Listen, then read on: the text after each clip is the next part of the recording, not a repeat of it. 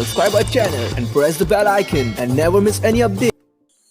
Dear students, स्वागत है आप सभी का आपके अपने इस प्यारे चैनल पर। मैं आपका सर मिस्टर डी कुमार। इस वीडियो में एलएनएमयू डिग्री पार्ट 3 के जिन स्टूडेंट्स के जीईएस पेपर का एग्जाम 3 अक्टूबर 2020 को फर्स्ट सिटिंग में हुआ है, उन सभी स्टूडेंट्स के लिए जीईएस पेपर से जितने भी क्वेश्चंस पूछे गए हैं उसका उत्तर इस वीडियो में बताने जा रहा हूँ। जैसा कि आप सभी को पता होगा, आपके एग्जाम में जो टोटल क्वेश्चन पूछे गए हैं वो आपका 100 क्वेश्चन पूछा गया है। प्रत्येक क्वेश्चन 1 नंबर के होते हैं। इस प्रकार से फुल मार्क्स आपका 100 मार्क्स का एग्जाम लिया गया है, जिसमें आपको पास होने के लिए मिनिमम जो है 33 नंबर लाना होगा। अब देखिए, जो आपका 100 क्वेश्चन पूछा गया है ये 2 सेक्शन में पूछा गया है। पहला सेक्शन आपका जीके का है, जिससे आपका 50 क्वेश्चन पूछा गया है, और दूसरा सेक्शन जो है ये आपका जीएस जनरल साइंस का है, जिससे 50 क्वेश्चन पूछा गया है। तो फिलहाल इस वीडियो में मैं जीके से जो 50 क्वेश्चन पूछे गए हैं उन सभी का उत्तर बताने जा रहा हूँ। और जो नेक्स्ट वीडियो आपका आएगा जीएस के ऊपर, जिससे 50 क्वेश्चन पूछे गए हैं, तो 51 से लेकर 100 तक का वो क्वेश्चन है, तो उसका वीडियो जिस चैनल पे मिलेगा उस चैनल का लिंक इस वीडियो के डिस्क्रिप्शन बॉक्स में दे दिया गया है। तो आप सबसे पहले इस वीडियो के डिस्क्रिप्शन बॉक्स को खोलकर उसमें जो लिंक दिया हुआ है उस चैनल के लिंक पे क्लिक करके उस चैनल को जरूर सब्सक्राइब कर लीजिए, ताकि जो आपका नेक्स्ट वीडियो आएगा जीएस के 50 क्वेश्चन के आंसर के साथ, उसका वीडियो आपको उस चैनल पर मिल जाएगा। तो फिलहाल इस चैनल पे मैं आपको जीके का जो आंसर है वो बता रहा हूँ, तो साथ में आप इस चैनल को भी सब्सक्राइब करके नोटिफिकेशन बेल को दबा कर रखिएगा, ताकि आपके आने वाले रिजल्ट से जुड़ी हर एक प्रकार की इन्फॉर्मेशन अप टू डेट मिलती रहेगी। तो चलिए बिना समय वेस्ट किए देखते हैं सबसे पहले क्वेश्चन की ओर। सबसे पहला क्वेश्चन आप स्क्रीन के ऊपर देख पा रहे होंगे, यहाँ पे है for which crops black soil is the most suitable. देखिए, मैं केवल हिंदी में ही, चूँकि जनरली मैक्सिमम स्टूडेंट्स जो होते हैं वो हिंदी में ही समझते हैं, तो हिंदी सबके लिए कंपलसरी ही रहेगा। तो यहाँ पे जैसे किस फसल के लिए काली मृदा सबसे उपयुक्त है, तो आपको बता दूं कि कपास जो होता है, जिसको कॉटन आप लोग कहते हैं, तो कॉटन के लिए काली मृदा सबसे उपयुक्त होता है। इसका आंसर ए हो जाएगा। दूसरा क्वेश्चन देखते हैं, झूम खेती किस राज्य में की जाती है, तो ये मिजोरम में की जाती है। ऑप्शन नंबर डी जो है इसका करेक्ट आंसर हो जाएगा। तीसरा क्वेश्चन है, भारत में खेती के लिए कौन सी आनुवांशिक रूप से संशोधित फसलें व्यावसायिक रूप से स्वीकृत है, तो ये भी आपका कॉटन हो जाएगा, अर्थात कपास हो जाएगा। ये इसका आंसर होगा। चौथा क्वेश्चन है, the Ganga river rises in the, मतलब गंगा नदी का उद्भव जो है स्थान है ये गंगोत्री ग्लेशियर है, तो इसका आंसर ऑप्शन नंबर ए हो जाएगा। आगे देखते हैं पांचवा क्वेश्चन, भारत माला परियोजना सड़क संपर्क में सुधार के लिए राष्ट्रीय राजमार्ग नेटवर्क की समीक्षा करने के लिए बनाई गई, तो यह आपका तटीय क्षेत्र, धार्मिक क्षेत्र और समवर्ती क्षेत्र तीनों हो जाएगा, तो इसमें ऑल ऑफ दीज हो जाएगा। ऑप्शन नंबर डी जो है इसका करेक्ट आंसर होगा। छठा क्वेश्चन है, भारत का सबसे अधिक जनसंख्या वाला राज्य कौन है, आप सभी को पता होगा उत्तर प्रदेश। उत्तर प्रदेश के बाद बिहार का नंबर आता है, तो सबसे अधिक जो है उसमें पहला स्थान उत्तर प्रदेश का आता है, तो ऑप्शन नंबर ए इसका करेक्ट आंसर हो जाएगा।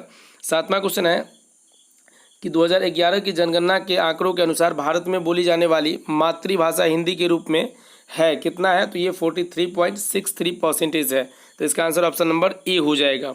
आठवां क्वेश्चन है कि भारत की राष्ट्रीय ध्वज की विशेषता क्या है, तो आपको पता होगा राष्ट्रीय ध्वज की विशेषता है कि वो 3 कलर की होती है, तो तिरंगा होती है, उसके बाद उसमें अशोक चक्र होते हैं, और उनमें जो रंग होते हैं वो केसरिया, सफ़ेद और हरे रंग से तिरंगा जो है वो बना रहता है, तो ऑप्शन नंबर डी हो जाएगा ये सभी। ऑप्शन नंबर डी इसका करेक्ट आंसर होगा। नौवां क्वेश्चन है, सबसे व्यापक विवाह अनुष्ठान जो है वो किस धर्म में पाए जाते हैं, तो ये हिंदू धर्म में। ऑप्शन नंबर ए इसका करेक्ट आंसर हो जाएगा। उसके बाद 10वां प्रश्न है, भारत का राष्ट्रीय पशु है, तो भारत का राष्ट्रीय, ये पशु नहीं, यहाँ पे पुष्प है, तो पुष्प आपको पता होगा कमल है, जिसको लोटस आप लोग कहते हैं, तो ए इसका आंसर होगा। 11 नंबर प्रश्न है, राष्ट्रीय पशु, तो पशु टाइगर है, जिसे आप लोग बाघ कहते हैं, तो ए इसका आंसर हो जाएगा। उसके बाद 12 नंबर प्रश्न है, राष्ट्रीय पक्षी, देखिए बहुत ही आसान क्वेश्चन पूछा गया है, राष्ट्रीय पक्षी पीकॉक अर्थात मयूर है, ऑप्शन नंबर ए इसका करेक्ट आंसर होगा। 13 नंबर प्रश्न है, भारत का विश्व में जनसंख्या के दृष्टिकोण से कौन सा स्थान है, तो आपको पता होगा दूसरा स्थान, पहला स्थान चीन का आता है और दूसरा भारत का है, ऑप्शन नंबर सी इसका करेक्ट आंसर होगा। उसके बाद देख सकते हैं यहाँ पे सोन नदी का उद्गम होता है, तो सोन नदी का उद्गम होता है अमरकंटक से, जो मध्य प्रदेश में पड़ता है, तो अमरकंटक से, ऑप्शन नंबर ए इसका करेक्ट आंसर हो जाएगा। 15 नंबर प्रश्न है, बिहार की आधिकारिक भाषा क्या है, तो आधिकारिक भाषा हिंदी एवं उर्दू है, तो सबसे पहला स्थान हिंदी का है, तो ऑप्शन नंबर ए इसका करेक्ट आंसर हो जाएगा। अगर दोनों करके रहता तो हिंदी और उर्दू दोनों हो सकता था, लेकिन इसमें हिंदी उर्दू अलग अलग है, तो ए इसका आंसर होगा। 16 नंबर प्रश्न है, भारत के पहले राष्ट्रपति कौन बने, तो आपको पता होगा भारत के जो पहले राष्ट्रपति थे वो डॉक्टर राजेंद्र प्रसाद थे, ऑप्शन नंबर ए इसका करेक्ट आंसर होगा। 17 नंबर प्रश्न है, भारत के पहले उपराष्ट्रपति कौन बने, तो पहले उपराष्ट्रपति जो थे वो डॉक्टर सर्वपल्ली राधाकृष्णन जी थे, तो इसका आंसर ऑप्शन नंबर ए हो जाएगा, एस राधाकृष्णन, और दूसरे राष्ट्रपति भी राधाकृष्णन ही थे। फिर यहाँ पे कहता है कि भाभा परमाणु अनुसंधान केंद्र स्थित है, तो ये मुंबई में स्थित है, मुंबई के ट्रॉम्बे नामक जगह पे। तो इसका आंसर ऑप्शन नंबर ए हो जाएगा, ट्रॉम्बे में। 19 नंबर प्रश्न है, हाल ही में चंद्रमा पर उतरने से पहले भारत का कौन सा अंतरिक्ष यान जो है वो नष्ट हो गया था। तो आपको पता होगा चंद्रयान 2 जो लॉन्च की गई थी वो चंद्रमा पे उतरने से पहले ही क्या हो गया, नष्ट हो गया। ऑप्शन नंबर 20 का करेक्ट आंसर होगा। 20 नंबर प्रश्न है, प्रधानमंत्री की सुरक्षा के अधीन होता है, किसके अधीन होता है। तो प्रधानमंत्री की सुरक्षा जो होता है वो एसपीजी के अधीन होता है, एसपीजी कमांडर होता है उसके अधीन होता है। तो ऑप्शन नंबर ए जो है आंसर होगा 20 का। 21 नंबर प्रश्न है, हमारे संसद के उच्च सदन को कहा जाता है। देखिए उच्च सदन को जो है वो आपका राज्यसभा कहा जाता है, उसको अपर हाउस कहा जाता है और लोअर हाउस लोकसभा होता है। तो अपर हाउस हो जाएगा राज्यसभा, ऑप्शन नंबर सी इसका करेक्ट आंसर होगा। 22 नंबर प्रश्न है, the chief minister of Tamil Nadu is, Tamil Nadu के मुख्यमंत्री अभी जो है वर्तमान में वो के पलनी स्वामी है। तो इसका आंसर पलनी स्वामी, इसका ऑप्शन नंबर ए हो जाएगा। 23 नंबर प्रश्न है, अरुणाचल प्रदेश की राजधानी तो ईटानगर है। यह आपको 1 अक्टूबर को भी पूछा गया है, जो फर्स्ट सिटिंग में एग्जाम हुआ है कॉमर्स एवं साइंस के छात्रों के लिए। तो फिर आगे देखते हैं 24 नंबर प्रश्न, the full form of UGC. आपको पता होगा अगर आप यूनिवर्सिटी में स्टडी करते हैं तो यूजीसी का फुल फॉर्म होता है university grants commission. Option number A जो है इसका करेक्ट आंसर होगा।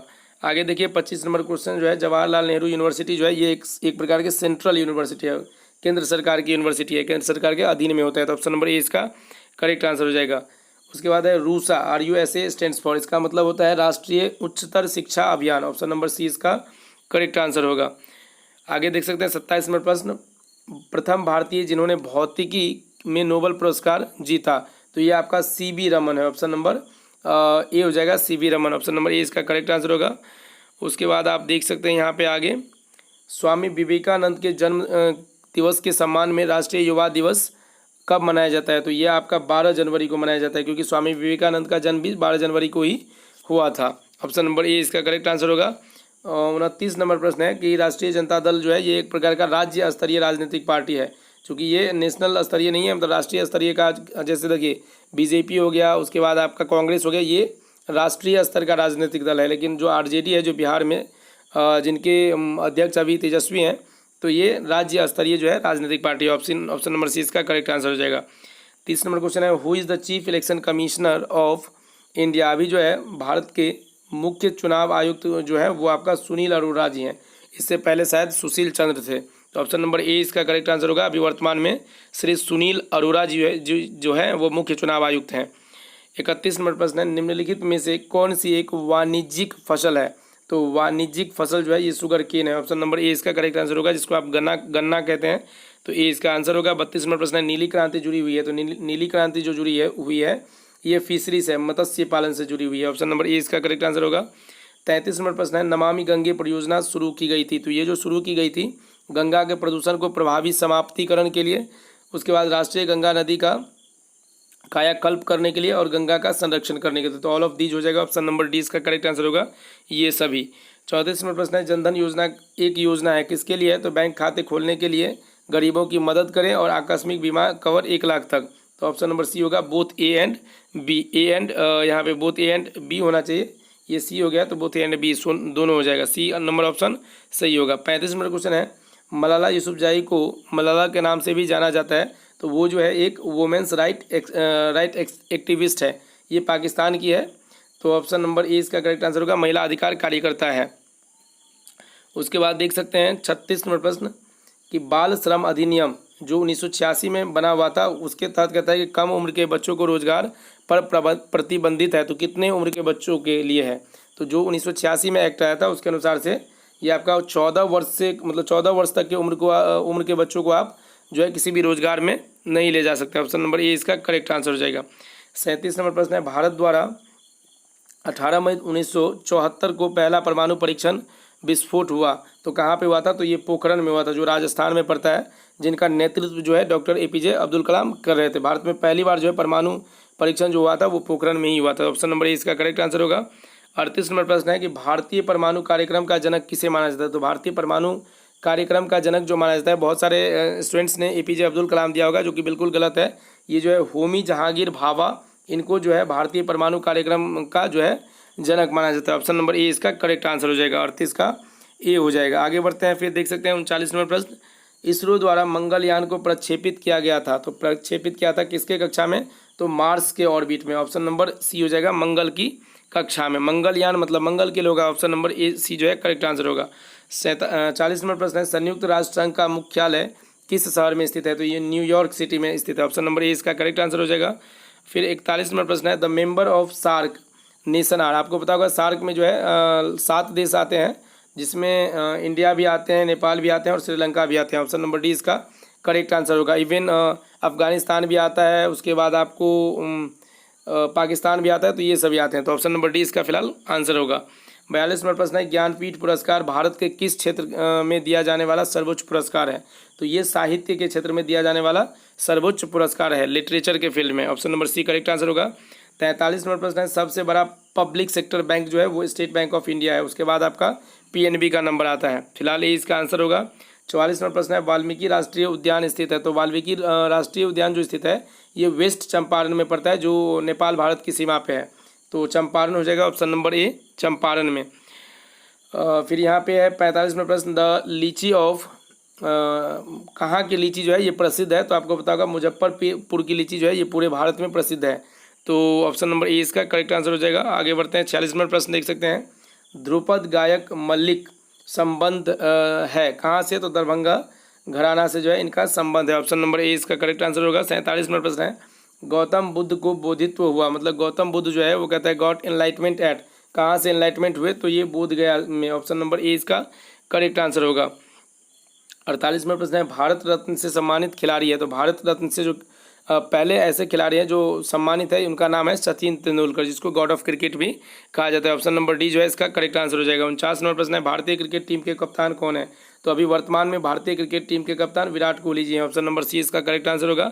जो लास्ट क्वेश्चन है उसका आंसर बताने से पहले मैं आपको फिर से बता दूं, इसका जो दूसरा पार्ट आएगा जिसमें आपको नेक्स्ट 51 से लेकर 100 तक के प्रश्नों का उत्तर बताऊंगा, तो वो जिस चैनल पे अपलोड किया जाएगा उस चैनल का लिंक इस वीडियो के डिस्क्रिप्शन बॉक्स में दिया गया है।